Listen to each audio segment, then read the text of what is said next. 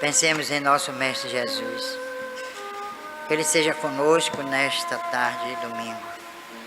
E que possamos cada vez mais praticar o seu Evangelho. Nesta sociedade tão cheia de tumultos, de conflitos, dissensões, incompreensões e descrença. Vamos pensar no Mestre amado.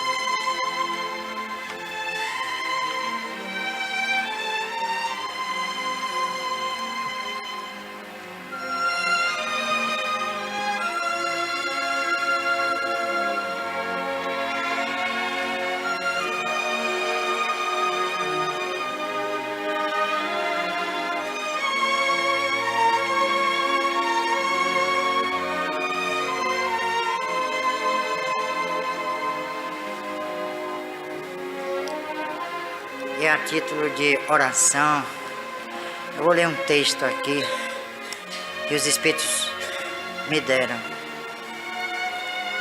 Esses aqui eles me deram mesmo. Tanto que não tem nem nome. Certa ocasião, um espírito amigo contou-me uma história que é verdadeira e única nos anais da vida planetária. Eila. O vento, o frio, a noite, o céu que se ilumina, sorri na palha em sublime epopeia. Depois a Galileia, o povo, o bem, a paz, a esperança, a doutrina. O mestre salva, ergue, ampara, eleva, ensina, brunindo o coração e aprimorando a ideia. Depois o escárnio, a cruz, a agressiva assembleia. A morte, e após a morte a vitória divina. Depois a nova era, a fé profunda e clara, o apostolado ardente enriquecendo a seara.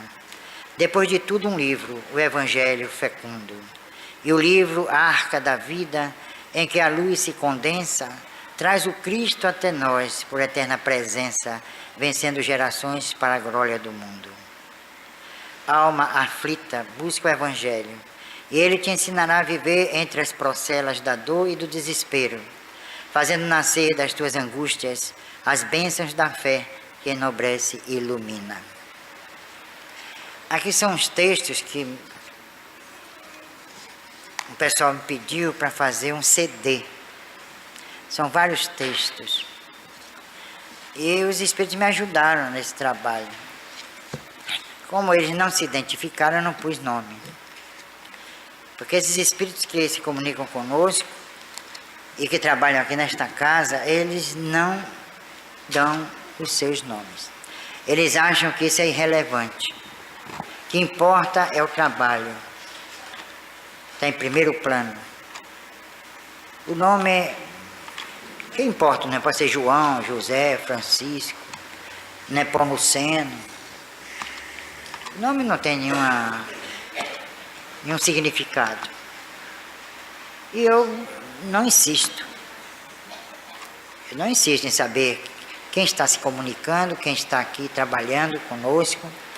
Eu sei que são espíritos abnegados, amigos, espíritos discretos e que não querem serem cultuados. Então isso é muito gratificante, é muito importante. Porque há certos espíritos que fazem questão de dar o nome. Mesmo que sejam nomes desconhecidos, mas terminam se consagrando. No movimento espírita brasileiro é assim que funciona. Na França, quando Kardec codificou a doutrina, os espíritos vinham, davam os nomes e iam embora. Havia espírito que se comunicava, dava o nome e nunca mais aparecia. Só uma vez. E não houve na França culto aos espíritos. Kardec não permitiu, nem aos espíritos e nem aos médiuns. Tanto que todos os médiuns que trabalharam com Kardec sumiram. Menos Flammarion, Victorien Sardou, Didier, que continuaram, mas não foram projetados. Camille Flammarion se projetou como astrônomo. Ele criou um dos primeiros observatórios astronômicos da Europa, numa localidade chamada Juvisy, perto de Paris, 20 quilômetros de Paris, num castelo. Ele lá observava então os astros, as estrelas, e foi um dos astrônomos mais importantes da nossa era. E ele foi médium de Kardec aos 18 anos, e grande médium. Recebeu um espírito chamado Galileu Galilei, cuja mensagem está no livro 5º da codificação, a Gênese. Mas a fama de Flammarion não foi como médium, foi como astrônomo. A fama de Victorien Sardou não foi como médium, mas foi como dramaturgo. E a fama de Didier, Paul Didier, foi porque era um dos maiores livreiros de Paris. Então eles não adquiriram a fama trabalhando com os espíritos. Eles adquiriram fama, celebridade, fortuna, trabalhando em suas atividades específicas. E aí, por que eu estou contando isso aqui a vocês? Muitos até vêm pela primeira vez, não conhecem a doutrina espírita.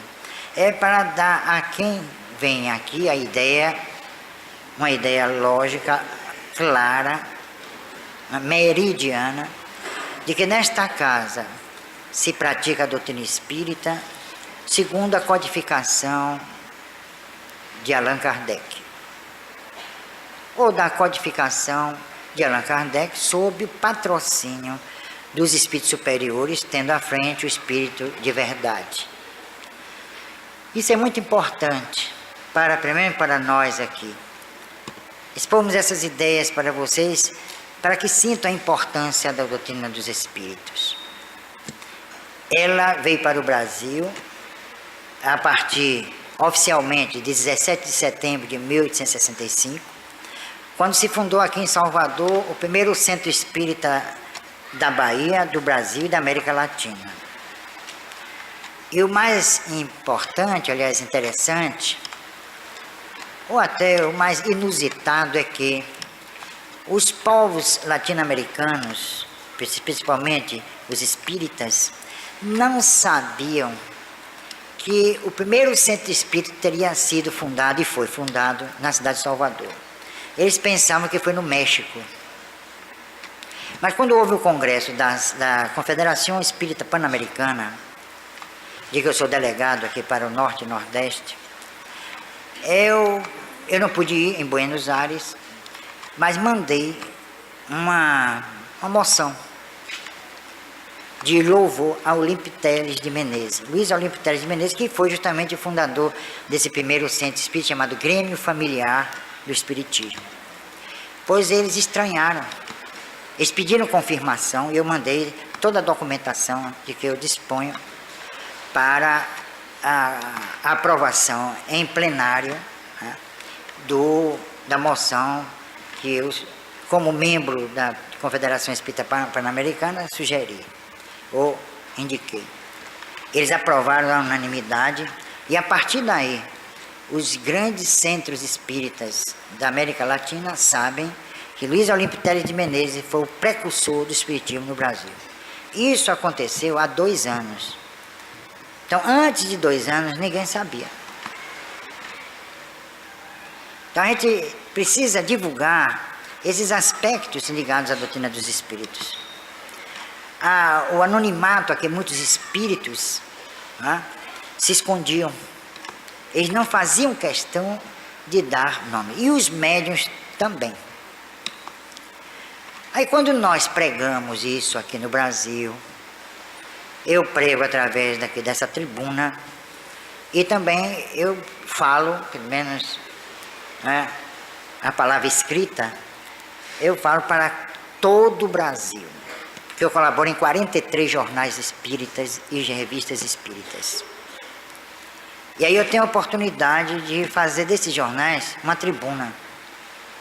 E todos os artigos, já publiquei mais de 2.000 e tantos artigos, talvez 3.000, isso há mais de 25 anos, todos são fiéis à doutrina espírita. As pessoas acham até que isso é ser radical, mas não é. A gente tem que ter a fidelidade à doutrina. Eu sou espírita. É por isso que eu faço restrições de público, porque eu não tenho medo de ninguém. Eu não tenho medo de ser queimado pelo movimento espírita. Eu presto contas à minha consciência. Aí é que é meu tribunal. Mas a ninguém. A opinião das pessoas são válidas, mas quando fundamentadas no bom senso. Mas quando destituídas do bom senso e da razão, passam a ser opiniões vazias e que não chegam a me incomodar. Então nós praticamos uma doutrina espírita que está de acordo com o conteúdo codificado. Podem ter certeza disso. Às vezes as pessoas até estranham de como, eu sempre estou falando porque há pessoas novas, não é, no ambiente, como vocês vão ser tratados daqui a pouco, vocês deitam. Isso causou assim uma estranheza no movimento espírita. Por que deitar? É uma técnica. Eu me permiti criar uma técnica, por que não? Eu não sigo espírito nenhum no Brasil. Nenhum deles. Respeito, tenho todo carinho por eles, mas é a opinião deles. E os espíritos, disseram a Kardec, não são seres predestinados. Eles não detêm a verdade incompleta. Eles não são donos da verdade. O próprio Jesus, quantos espíritos estavam assistindo Jesus no trabalho que ele realizou? Ninguém sabe. Existia uma falange, mas ninguém viu espírito nenhum junto de Jesus. Não há registro nos evangelhos, nem nos apócrifos, nem no evangelho mais importante do que os canônicos, que é o evangelho de Tomé. Ninguém registra a presença de espírito junto de Jesus. Ele foi arrebatado, mas como ele foi arrebatado e por quem ele foi arrebatado, aí que não se sabe. Foram os demônios, foram os espíritos obsessores? Ou será que essa passagem foi introduzida nos evangelhos? Porque quando a gente fala em evangelho, a gente tem muito cuidado, viu, minha gente?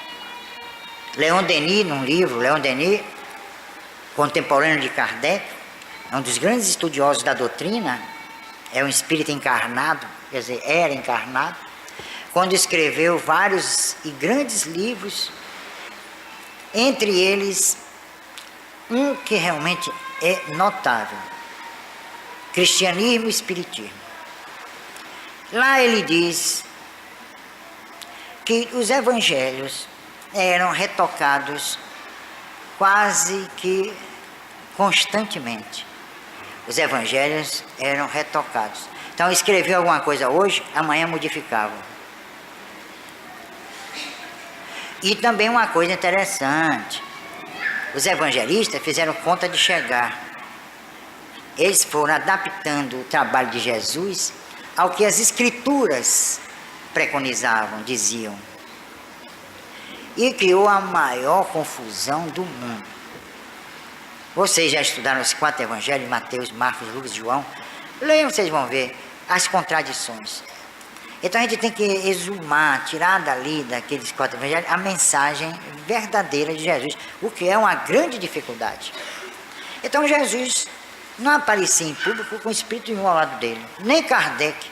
Olha, eu já estudei a doutrina espírita, todos os livros que tratam da doutrina espírita, livros que não chegaram nem ao Brasil. Eu nunca ouvi e nem vi ninguém escrever que Kardec chegava em determinado local acompanhado de um espírito. Não tive notícia disso. Alguém, um vidente, diz, ali, ó, o senhor Allan Kardec está com um espírito junto, assim, sabe? Não há referência a respeito. Aqui no Brasil, não. Todo médium tem que ter junto aquele batalhão de espíritos, né? E cada um mais iluminado que o outro. Ou iluminado não, luminoso. Porque iluminado é uma coisa, luminoso tem luz própria, né? E o iluminado não tem. Aqui no Brasil, quando um médium aparece, eu estou vendo ali um espírito de luz. Não é isso? Não há referência nem com Jesus, nem com Kardec. Vejam só, é de se estranhar, não é? Os únicos espíritos que ficaram ao lado de Jesus, mas materializados, foi Moisés e Elias. Que ele provocou a materialização dos dois espíritos. E os protestantes, os católicos, ficam em palpos de aranha para explicar esse fenômeno. Sabe dessa? É milagre. Mas que milagre é esse? O mesmo milagre que Jesus fez, William Crookes, um célebre, não é, investigador científico inglês, também fez. Materializou um espírito chamado Ket King. Foi milagre? Não. Nem o de Jesus foi milagre, nem o de William Crookes também. Ambos os fenômenos foram devidos a um trabalho, a uma técnica apuradíssima que nós ainda não sabemos a sua gênese, como funciona. Então eu gosto de deixar bem claro isso aqui no nosso centro, para que as pessoas que vêm de outras casas espíritas não pensem que aqui nós usamos a mesma metodologia. Respeitamos todas, aliás, não quero nem saber delas. Elas lá e eu cá. Respeito, bom. Mas esse trabalho é fruto de toda uma pesquisa realizada durante mais de 30 anos. Eu não comecei minha investigação no campo da fenomenologia espírita há 2 anos, nem 3 anos. Eu tenho mais de 30 anos. E procuro fazer um trabalho sério. Respeito a doutrina espírita acima de tudo. E aqui nesta tribuna, muitos vêm,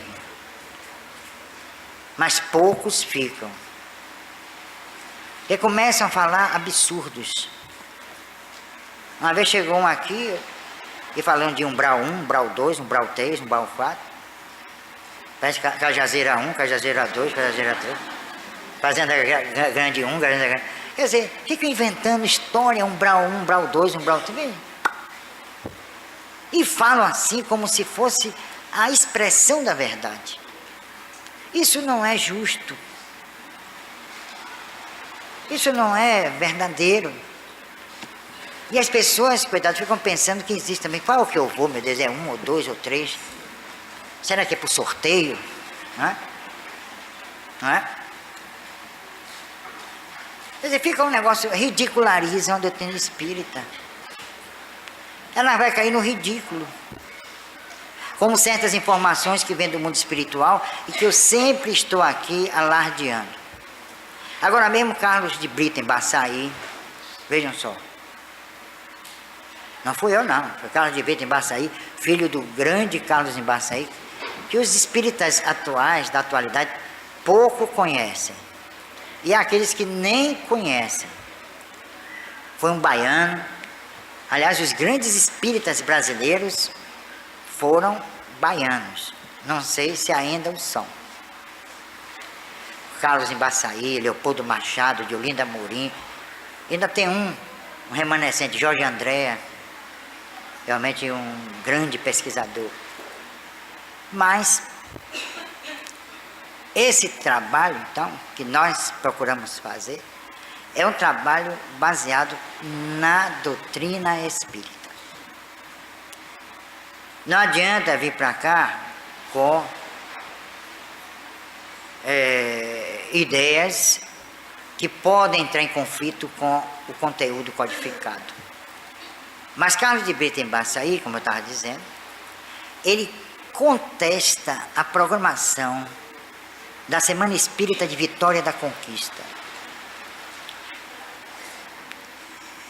Me telefonaram lá de São Paulo, um amigo lá de um dos jornais de São Bernardo do Campo, e disse assim: Bernardo, você que mora aí em Salvador, o que é que está acontecendo? Por que os congressos na Bahia não tratam mais de espiritismo? Me telefonaram ontem. Ontem, quando eu cheguei em casa aqui do curso, eles tinham telefonado, deixaram na secretária eletrônica, e eu aí telefonei para ele, é um amigo jornalista. Disse: o que é que está acontecendo, Bernardo? Que aí na Bahia os congressos e seminários não tratam mais de espiritismo? Talvez indiretamente em alguns assuntos, alguns temas. Então a temática principal foge do conteúdo codificado. Eu digo: por quê? Eu disse a ele. Eu digo: o que é o medo que eu tenho, pelo amor de Deus? Eu tenho minha consciência tranquila. Eu digo: sabe por quê? Porque os congressos espíritas no Brasil e na Bahia estão sendo elaborados por médicos e psicólogos que se rotulam espíritas. Os espíritas não têm mais vez. Então os psicólogos e médicos invadiram o movimento espírita. E eu também repliquei, digo: olha, não é só aqui na Bahia não, que o Congresso Médico Espírita, que vai se realizar em São Paulo, promovido pela Associação Médica Espírita de São Paulo, também os temas, muitos não tem nada a ver com o espiritismo.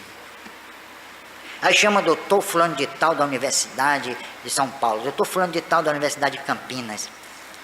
Olha, nós precisamos pôr os pontos nos is, e só eu, na Bahia e no Brasil, que faz isso. Eu em Baçaí, dessa de vez em quando, mas eu sempre. A gente precisa definir as coisas, porque a pessoa vai para um encontro para saber do que é espiritismo. Ele toca em todos os ramos do conhecimento. Eu não posso estudar o cérebro à luz da ciência humana, porque ela é imprecisa. O cérebro ainda é um enigma. Eu estava dizendo aqui ao pessoal, eu assisti a um programa no canal Mundo, da DirecTV, tem mais ou menos 15 dias. Esse programa foi gerado na Universidade de Harvard, uma das maiores universidades do mundo, talvez a melhor, estudando sobre o cérebro. Eu gravei, vou trazer para aqui. No final, o cientista americano lá falando e o tradutor aqui no Brasil, ele terminou o programa dizendo assim: o cérebro é um enigma. Vejam só, é uma universidade de altos estudos em torno do homem, em todas as suas expressões. O cérebro é um enigma. Aí chega aqui no Brasil, num congresso, vamos estudar o cérebro. Aí começa aquilo, porque o inconsciente, o consciente, o espírito, a alma, o corpo mental, o duplo etérico. Agora mesmo eu vi no congresso em São Paulo o estudo do duplo etérico. O que é o duplo etérico? Onde estão os estudos sobre o duplo etérico?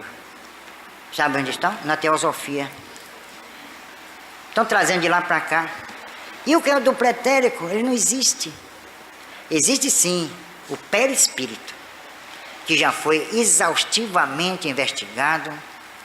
E hoje mesmo eu estava nas mãos um trabalho que eu escrevi, um livro, se vocês quiserem, comprem. O perispírito, natureza, função. Tudo.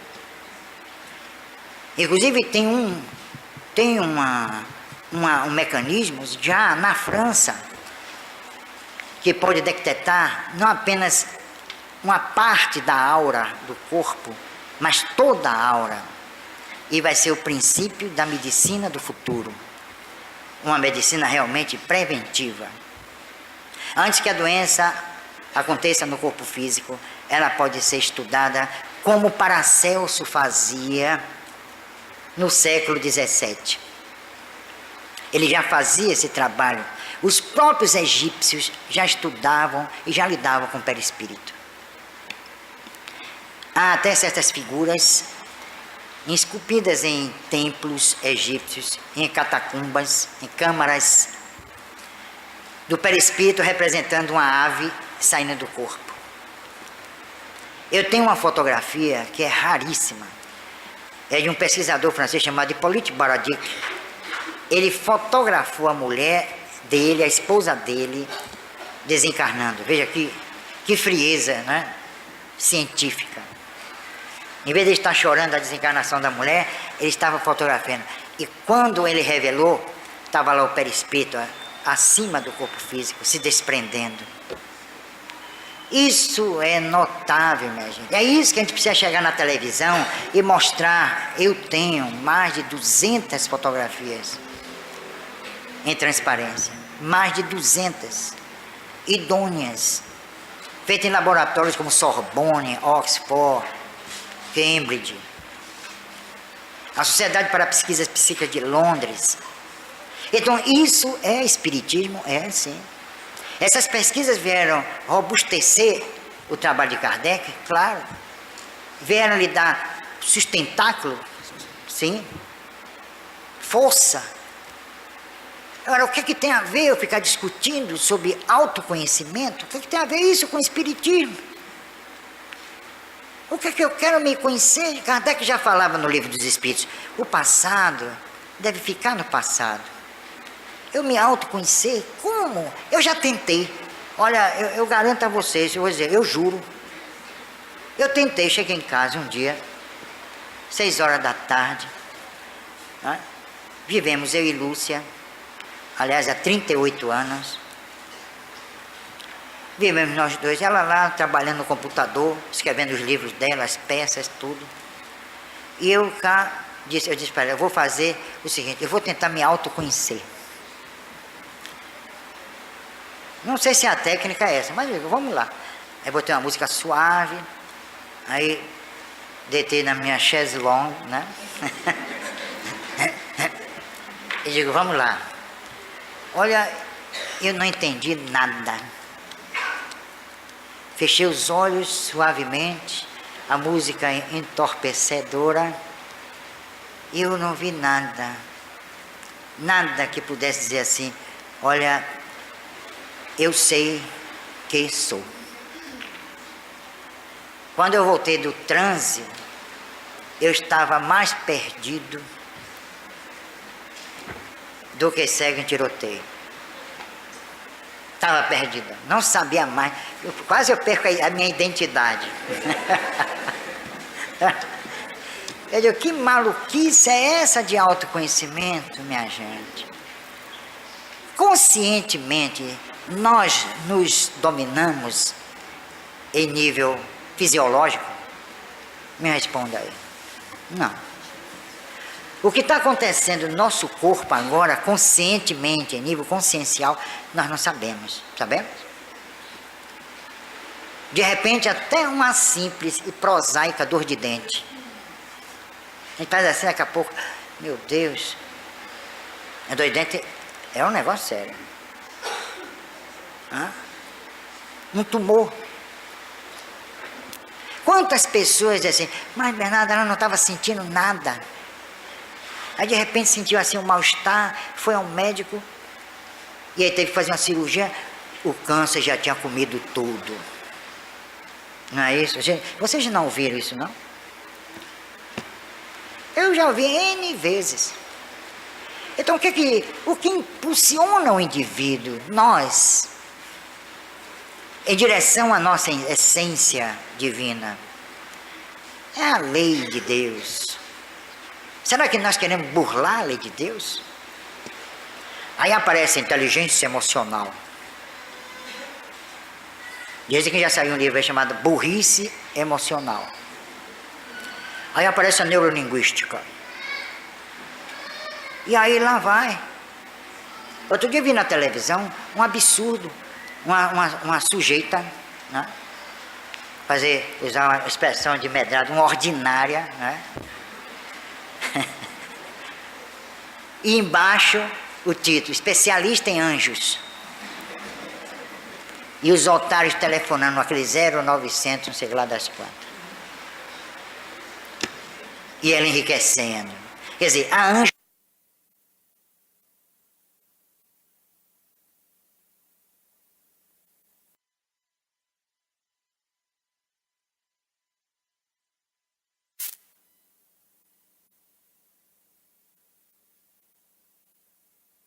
Eu.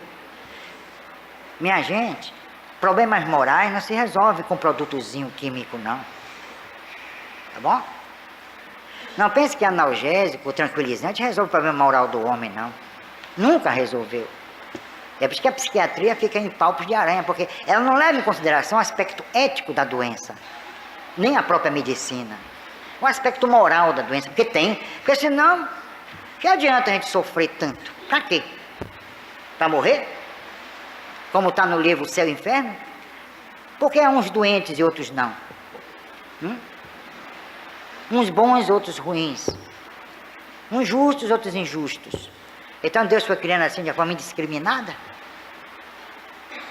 Esses florais, olha, o verdadeiro floral são 70% de conhaque. Quer dizer, termina a pessoa alcoólatra, viciada. Vou tomar meu floral. Tá? É remédio, né? Depois do almoço, meu floral, aí pá. E tome floral. É batida de flores, minha filha. Vai resolver depressão. E já, olha, mas isso entra no movimento espírita, é o que eu acho um absurdo, pessoas com relativa inteligência, que poderia rechaçar essa maluquice. Não. Vamos incentivar. Outro dia foi massoterapia também. Eu já vi falar dentro de ciência. Não é massoterapia, é a massoterapia. Que é a massa mesmo, né? E a libido, para onde é que vai? Quando a pessoa está sendo amassada, vocês sabem o que é libido? Não sabem? Há certas pessoas que não podem ser amassadas. Porque se excitam. E isso aconteceu. Eu sei de um caso que aconteceu mesmo. E aí lá vai. Olha, é tanta bobagem que vocês não imaginam. Isso dentro das casas espíritas. Espiritismo que é bom, ninguém prega. Olha, eu já cheguei em centros espíritas para falar. E ficaram questionando se eu era espírita ou não. Porque eu não falei nessas coisas. Eu não falei em autoconhecimento. Não, meu irmão, autoajuda. Ora, a pessoa está desesperada, aflita, não sabe mais a quem recorrer. Ela vai se autoajudar? Se ela precisasse, se ela se autoajudasse, não procurava ajuda. Se ela tivesse esse poder, essa força, essa condição, não é? Autoajuda, não, você tem... E tem uma coisa, quando as pessoas chegam em certas casas, e aí com obsessão, não, a obsessão tem sua cabeça, minha irmã. E está mesmo na cabeça, que é por aí, pelos centros nervosos, que os espíritos atacam. E como vem atacando hoje em dia? Olha, está realmente, é um flagelo. Vocês vêm falar aí em câncer, AIDS, mas a obsessão está realmente em primeiro lugar. E ela acontece de uma forma, às vezes, até imprevisível. Ou então ela acontece de uma forma aparentemente imprevisível, mas ela vem se consolidando, já vem avançando, até chegar ao clímax. Pessoas, mas ela era tão boa, tão tranquila, de repente quebrou tudo dentro de casa. Como não sabem, porque a informação, vejam só, enquanto muita gente está preocupada em autoajuda, autoconhecimento e tal coisa, o povo aí fora não sabe nem o que é espiritismo.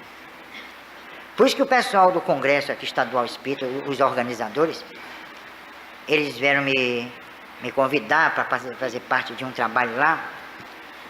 Eu não sei qual, porque é tudo sobre medicina, eu não sou médico, graças a Deus não sou. porque eu ia ficar numa situação difícil, eu não sabia se ia ser um médico espírita ou um espírita médico. Eu ia ficar num dilema terrível, não é? Aí eu disse, qual o objetivo desse congresso? Ah, trocamos ideias e tal, e coisa. Vai haver alguma repercussão na sociedade? Vai haver alguma repercussão nos hospitais onde vocês médicos trabalham, nas clínicas? Vocês vão levar essas técnicas à luz do espiritismo para o seu consultório, para a sua clínica, para o seu hospital? Ah, mas vai ou não vai? Não, não vai. Então vai ser uma conversa assim, uma troca de ideias, confraternização, é um negócio até gostoso, sabe? Somente de fim de semana a gente não tem o que fazer. Então, vai discutir o quê? Quem pintou a zebra? Quem invernizou a barata? É isso? Porque ali dentro, cada palestrante maravilhoso, lindo, inteligentíssimo. Agora, eu quero ver esses médicos no hospital. Porque aqui teve um médico, veio para cá, aprendeu muita coisa aqui. E ele trabalhava num hospital famosíssimo aqui de Salvador. Tipo Primeiro Mundo. E um dia apareceu lá uma pessoa com um piti, né? Chama, na linguagem lá da emergência, chama de piti. Então você quer essa pessoa deu um piti e ele, né, esse médico, descobriu que ela estava incorporada. Mas como o povo não sabe que a incorporação é coisa nenhuma, ninguém sabe, porque ninguém esclarece. Eu não vejo ninguém esclarecendo nada aí na sociedade. Para vocês serem esclarecidos, vocês precisam vir ao centro. Mas vocês vêm ao centro, mas não é para serem esclarecidos. Não é verdade? Vamos ser francos. É ou não é? Agora, disso beijo, vocês são esclarecidos aqui. Vocês ficam aí sentadinhos, quietinho, olhando para mim, e eu mandando o braço. Não é não? Meninos, rapaz... Ele foi posto para fora do hospital, porque quando o médico, companheiro dele, o enfermeiro, ele estava com o espírito. E o sujeito ficou bom, a moça ficou bom, a jovem ficou bom. E ele foi expulso do hospital. Práticas de curandeiro. Foi assim que rotularam. Tá bom? Isso foi quando? Há 20 anos? Não, há 2 anos. Ele foi chamado de curandeiro, médico, um dos maiores intensivistas da Bahia, intensivista que trabalha em UTI. E foi posto para fora do hospital porque estava praticando o curandeirismo. Isso é que a gente deve denunciar num congresso. Dizer, minha gente, o que é que a gente pode fazer, nós espíritas podemos fazer para esclarecer a sociedade quanto ao que é espiritismo. Se o congresso, hoje o Congresso Espírita Estadual da Bahia, Congresso Espírita Estadual Espírita da Bahia, sei lá das quantas, eu dizia, qual o tema, Bernardo? O que é o espiritismo? Porque ninguém sabe aí fora. Qual o respeito que esse hospital, os dirigentes desse hospital têm ao espiritismo? Zero. Nada. Não vale nada. Olha aí a prova. A prova aí mais do que, como se diz, provada. Então a gente tem que estudar a doutrina espírita. É isso que nós procuramos fazer nesta casa. Eu sei que muitos que vêm aqui estranham esse discurso meu, que estavam esperando vir aqui e eu daqui da tribuna e vocês aí choramingando. E eu, meu Deus, Jesus, na sua infinita bondade, socorra esse povo que está aqui, que saia todo mundo aqui curado, numa boa, não é isso? Um discurso edificante, que leve as lágrimas aos seus olhos. Mas no que isso resolveria o problema de todos vocês e os nossos problemas? Nada. Anestesia. Pura anestesia. Então o que nós procuramos fazer aqui é chamar a atenção, principalmente do que é o espiritismo. Porque quando eu disse aos promotores do congresso que nós deveríamos formar uma elite espírita para investir na sociedade, convidar sociólogos, antropólogos, médicos, de várias áreas do conhecimento, para discutirmos à luz do Espiritismo. Quase que eu vi nos lábios de alguns aquele riso zombeteiro, de mofa, de escárnio. Elite espírita, vejam só. Mas isso é presunção. Quer dizer, nós temos que ser ignorantes. É por isso que dizem que o Espiritismo é para ignorantes. A gente tem forçosamente que pegar de ignorantes para ignorantes. Ignorante no sentido de ignorar. Então existe os intelectuais espíritas no Brasil, existem, poucos, mas existem. Existe um Instituto de Cultura Espírita do Brasil, fundado por Diolinda Amorim, de que eu sou até um dos membros fundadores. Foi em 76 que foi fundado, depois no Congresso da Abrage, no Rio de Janeiro, Associação Brasileira de Jornalistas e Escritores Espíritas, que também acabou.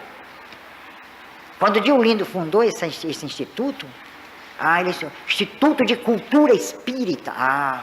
Deus nos acuda. Ele quer se projetar. Isso é a vaidade. Ele quer ter o ego massageado. Mas pintaram horrores com Diolinda Amorim. Hoje ele é aí festejado, considerado um vulto do Espiritismo. Porque nós temos que considerar o Espiritismo para gente destituída de conhecimento, para gentinha. Como acontece com o candomblé.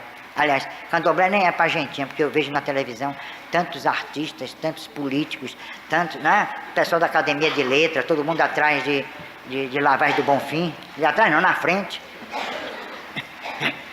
E doido para a baiana jogar água de flor em cima deles, para benzer. Então o Espiritismo é o quê? É uma doutrina que nasceu no primeiro mundo. E a gente tem que pregar essa doutrina sobre o aspecto científico, filosófico e ético. Mas as pessoas não vão entender. Não vão entender? Pois estudem. Quer dizer que em vez de as pessoas virem ao Espiritismo, através do estudo, não. A gente tem que ir lá e aí nivelar o Espiritismo por baixo. Não pode. Mas é o que estão fazendo. E esses congressos falam em neurolinguística. O que é neurolinguística? Eu perguntar aí, o que é neurolinguística? É um rótulo, significando o quê? Nada. Não significa nada, porque o que é que o homem sabe de si mesmo? Me respondam. Ele pensa, ele raciocina, ele faz valer a sua inteligência, tudo bem, mas ele não se conhece. Ele não conhece nem o mundo onde ele pisa. Ele não sabe da origem da vida planetária. Ele não sabe da sua própria origem. Há teses a respeito. Porque Darwin, porque Lamarck, porque De Vries, Chamberlain, Gobineau. Mas o pensamento desse povo é restrito. Tão restrito quanto o nosso. Como desvendar os grandes mistérios da natureza? Como? Que aparelho pode ser inventado? Eu li um livro certa feita chamado Cavalo de Troia, em 5 volumes. E aí foi uma sensação de J. Benítez. Esses livros causaram mesmo um frisson em todo mundo. Que maravilha! Descobriram aí um elemento que possibilitava e possibilita, no caso, ele dizendo que é verdade, a ida do homem ao passado. E aí um grupo foi ao passado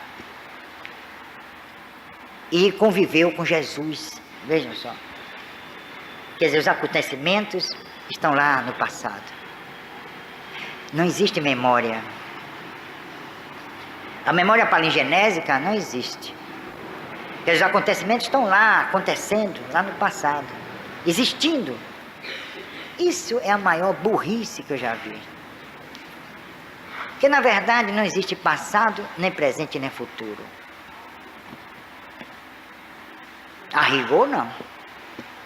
E é aí, dentro desse processo que o espírito se movimenta. Se perguntar ao maior físico do mundo o que é tempo e espaço, ele não vai saber dizer. Há teorias, a relatividade, agora estão estudando a antimatéria, os quantas de Max Planck, mas ninguém chegou ainda a uma definição exata, absoluta, definitiva do que é tempo e do que é espaço. Um exemplo, para complicar, o corpo e o perispírito. Um físico, uma certa feita, escreveu no jornal Estado de São Paulo que não acreditava na tese espírita porque dois corpos não podem ocupar um espaço, o mesmo espaço. Quais são os corpos? O corpo físico e o perispírito. Eu aí escrevi para ele. Não sabia o endereço dele, mas mandei para o jornal. E dizia assim: deixe de ser burro. Foi assim que eu gostei. Por quê? Que corpo, veja só, corpo físico e perispírito ocupam espaços específicos. Tanto que quando o corpo desaparece, o perispírito continua. Quando o corpo está em transe, como o sono, que é o maior de todos os transes, o perispírito sai tranquilamente, porque a dimensão é dele. Ele já existe, ele não vai para o mundo espiritual, ele está no mundo espiritual o tempo todo. Não há desdobramento a rigor.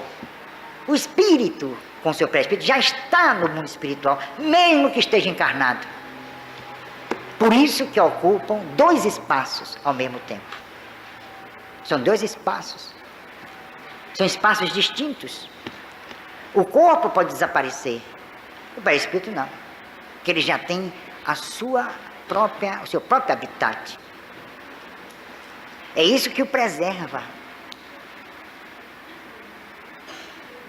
Então, na rigor, tecnicamente, e eu botei isso no meu livro sobre perispírito, e as pessoas às vezes não compram porque é muito difícil.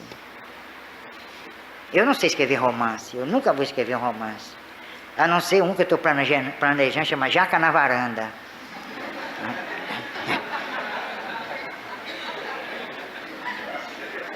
Ou então Girimum no Alpendre, eu estou aí entre os dois títulos.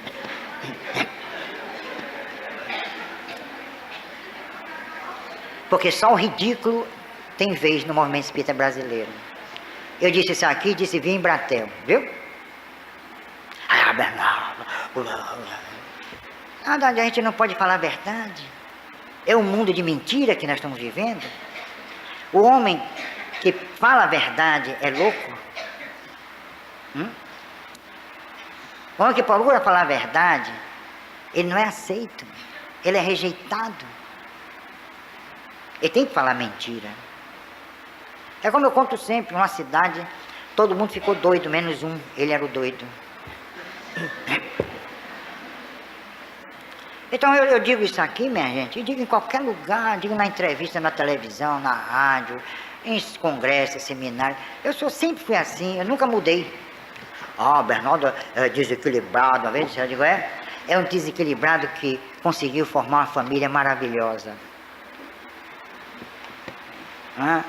Há 38 anos, 2 filhos que só me deram gosto, como se dizia antigamente. Nunca bati no meu filho. 4 netos maravilhosos. Quando nós nos unimos, nós não brigamos. Quando nós nos unimos, nós não bebemos. Quando nós nos unimos, nós não fumamos. É o dia inteiro, se passar o dia inteiro, conversas de alto nível. Antes do almoço, nós fazemos uma oração. O nosso evangelho é o dia a dia. Eu nunca me sentei para abrir evangelho segundo o Espiritismo, para fazer evangelho segundo o Espiritismo. Eu acho que o que nós devemos fazer é dar exemplos, ou a gente se esforçar para dar exemplos. É aí que está a prática do evangelho. Que adianta ler o evangelho aqui hoje e amanhã está falando mal do seu vizinho, do seu companheiro, está botando os podres do cunhado para fora, da irmã, está brigando com a sogra, não é? Foi por isso que Buda, o grande Buda, aliás, Confúcio, ele estava desencarnando, aí os discípulos dele disseram assim: olha, mestre, vamos fazer uma prece para você. Ele fez: não há necessidade. A minha vida foi uma prece. Então nós devemos fazer das nossas vidas uma prece. Porque a maior dificuldade do indivíduo, do homem, no sentido universal, homem, é viver em família. Por quê? Porque ali estão os desafetos do passado, os inimigos. E eles, tendo conhecimento da doutrina espírita, sabendo dos mecanismos e da justiça da reencarnação, ele vai ter que agir diferente. Porque às vezes no centro é uma coisa, mas vá na casa dele para ver. Vá no consultório, no escritório, no local de trabalho, na empresa. Observem. Por isso que Abel Mendonça disse muito bem, através de Divaldo Franco. Ele, depois da desencarnação, veio e disse por Divaldo que lá no mundo espiritual, que ele sentiu a distância que é da palavra à ação, do ensino ao exemplo. Quem ensinar, a pessoa pode ter uma verve maravilhosa, ter o dom da palavra, convencer auditórios, emocionar as pessoas. Isso a pessoa pode ter esse dom. Agora, e a vida dele na prática? O seu dia a dia? Será que ele faz o que diz? Como Jesus? Que os discípulos dele ingenuamente perguntaram: mestre, nós devemos fazer tudo que os fariseus dizem? Aí Jesus, com pena da ignorância dele, certamente falou assim, nesse tom de voz, veja só: não, meus filhos, façam tudo o que eles dizem, mas não façam o que eles fazem. Então, se vocês encontrarem em algum centro espírita ou em algum templo religioso um orador grande, maravilhoso, que convide vocês a praticar o bem, a promover a justiça, a desenvolver os mais nobres sentimentos que fazem parte da nossa essência espiritual, façam tudo o que ele diz. Mas se vocês descobrirem um dia que ele fala e não faz, continuem a fazer o que ele diz. E acabou.